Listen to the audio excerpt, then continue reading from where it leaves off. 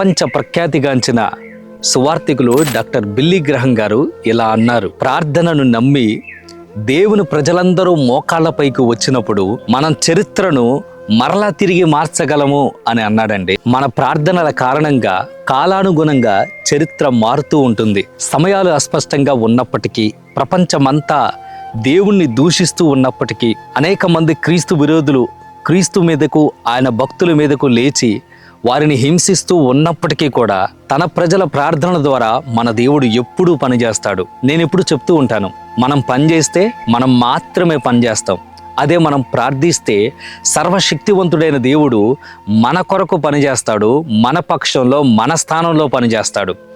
మనం చేసే ప్రార్థన దేవుణ్ణి పనిచేసేలాగా చేసిద్ది. అంత మాత్రమే కాదు, మనం చేసే ప్రార్థన దేవుణ్ణి మన పనుల్లోనికి, మన పరిస్థితుల్లోనికి తీసుకొని వస్తుందండి.